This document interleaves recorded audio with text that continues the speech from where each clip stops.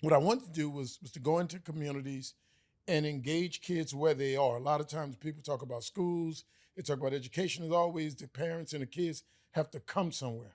We were like, why can't we meet the parents and the kids where they live, work, and play and provide them with a value proposition in their community?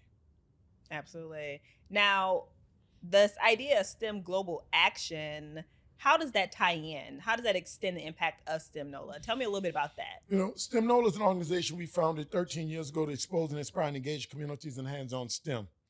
My son, when he was in the third grade, he came home and said, "Dad, I don't like science anymore." I said, "Boy, you're crazy. It's in your DNA." When your mama was playing that crazy classical music to her stomach, I was whispering Newton's laws to her belly. So it's in your DNA. He said, "No, Daddy, the teacher just talked to the board." And I like to do stuff with my hands. I said, "Son, we have to change that." So we went in the garage and I started ordering all of these STEM kits, and we started doing all these hands-on activities. For you know it, my other son came in the garage, the kid next door came in the garage. And over time, we saw these kids changed, how their confidence changed, how they just started showing up, how their word use changed. I mean, it was just unbelievable. And me and my wife Tracy realized then that we had something not only for our own kids, but for other people.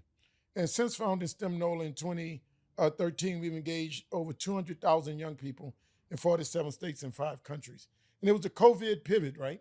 We started this in our garage, then we brought it to the community in New Orleans, and people around the world started calling, going, "I want that for my kid." And there's a saying that said, "Go where you celebrate it, not where you tolerate it." So if a mother called me and a father called me and said, "I want that for my kid," I almost feel compelled to respond. So that's how we grew from just being here in New Orleans to actually shipping kits now across the country, across the world.